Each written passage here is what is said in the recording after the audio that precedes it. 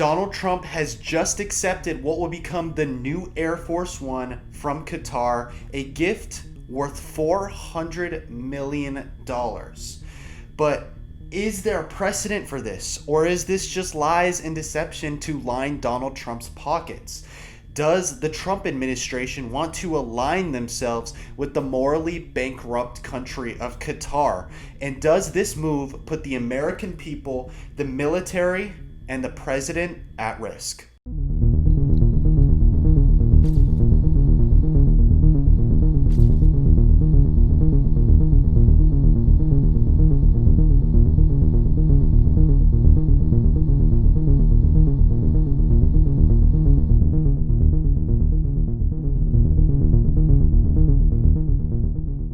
Welcome to our brand new series, Is It Unprecedented? You hear a lot of lies when it comes to the Trump administration and what exactly is unprecedented and what has been done by presidents in the past. There's a lot of deception out there. Thanks very much for joining me. We are living in a dangerous and unprecedented moment in American history.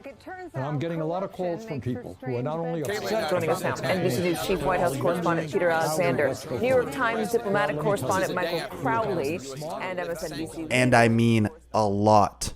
So here at Off the Record, we are starting this series as an open and honest way to track the Trump administration and make sense of what is going on around us. The first step in analyzing this is to answer the question, will Donald Trump profit off this deal? Tariffs, and we're going to become so rich, you're not going to know where to spend all that money. I'm telling you, you just watch. Under Article 2, Section 1, Clause 7 of the Allowance Clause in presidential compensation, it clearly states that presidents are not allowed to make deals that will help them profit currently or in the future. This is a very obvious piece of legislation to help avoid presidents selling out the American public. If this deal in any way allows Trump to profit personally, then it becomes unconstitutional and corrupt. Here's what Press Secretary Caroline Leavitt had to say in regards to that. When we were abroad, let's be very clear. The government of Qatar, the Qatari family, has offered to donate this plane to the United States Air Force, where that donation will be accepted according to all legal and ethical obligations. It will be. So there we have it. The gift is not a personal one to Donald Trump. It is a gift to the Air Force for use by the president. If Donald Trump isn't profiting off this, then it passes the first test in deciding whether this move is corrupt or in the best interest of this country. Next, we cannot have a conversation about Qatar without discussing their concerning track record when it comes to human rights. Back in 2022, when Qatar was thrust into the world spotlight for the FIFA World Cup, they did not leave the best impression on the rest of the world. Unsafe working conditions allegedly led to the death of 6,500 migrant workers helping prepare for the international soccer tournament. This is not to mention Qatar's less than desirable views of women's rights.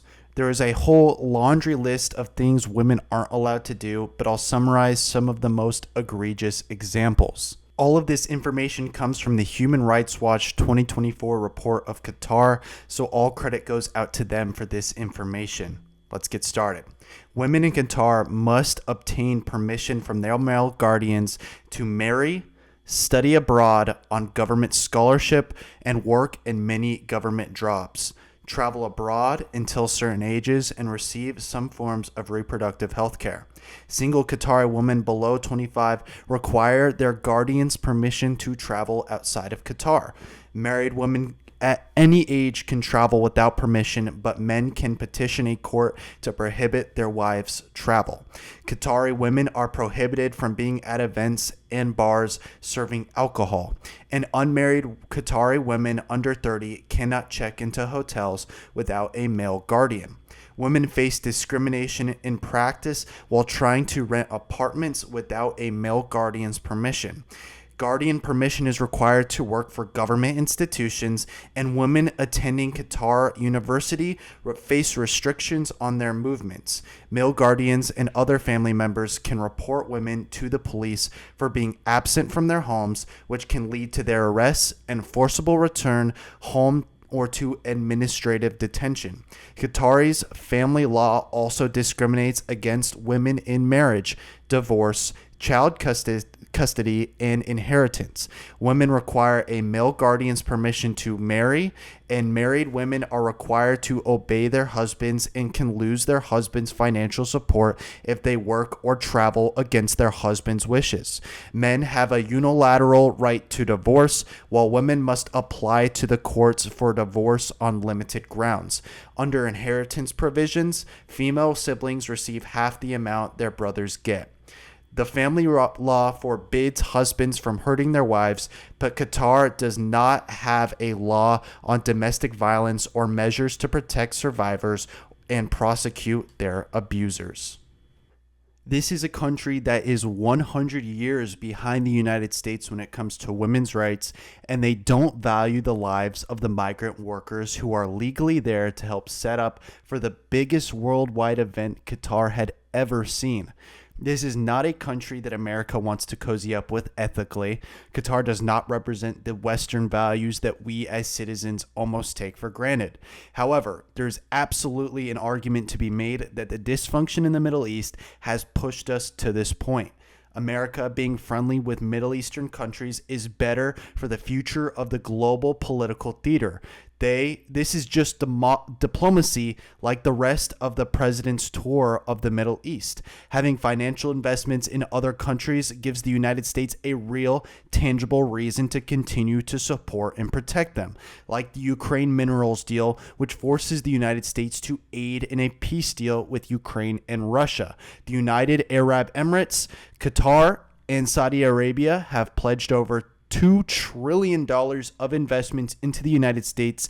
This tour of corruption many outlets blasted Donald Trump for seems to be working out very well for the United States. And this comes after reports that the Prime Minister of Israel, Benjamin Netanyahu, and Trump growing tensions over the Gaza war. Donald Trump wants this war to end. It's what he campaigned on, ending the war in Ukraine and the war in Gaza. So far, neither has happened, and the American people are frustrated. We are tired of hearing Joe Biden used as the scapegoat for both of these wars. Regardless of the validity of those claims, we were promised these wars would be done immediately, and it seems like the Gaza war is no closer than when he entered the presidency, while Ukraine does seem to be progressing. While the president's tour of the Middle East seemed to be a financial one, there may have been other motives. Trump may be signaling to Israel that we don't need them and would be just fine without them. That should terrify Israel and let them know that this war needs to end soon, or they risk losing the United States as one of their top allies. Regardless of that, as long as this trip was purely financial diplomacy, it is a positive regardless of which nation it is with. So it is okay for Trump to make these deals and accept gifts from these countries, despite those countries need to improve on the rights of their women and their immigrants. The last concern for this deal is the safety of the American people, the military, and the president. There is a genuine fear that this plane could be compromised, but honestly, you really don't think the United States would just accept a plane from a country, even our greatest allies, without checking to ensure nothing on the plane is compromised to the point where it would put anyone in America in danger. It will be retrofitted to the highest of standards by the Department of Defense and the United States Air Force. This plane is not a personal donation or a gift to the President of the United States. And everyone who wrote that last week should go and correct their stories, because this is a donation to our country and to the United States Air Force. As for a timeline, America is one of the most technologically advanced countries in the entire world. This plane will be outfitted to fit all of the specifications of Air Force One. There is no need to worry about that. Well, there you have it. As long as Donald Trump doesn't personally profit off this jet, we keep a safe, ethical distance away from Qatar, and there's no security risks involved.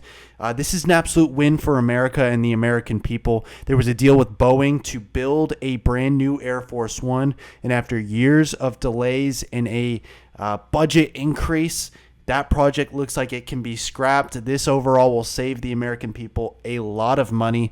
So there's no reason to be upset about this. Be careful who you're getting your news from. This is a win for America, and thank you for watching.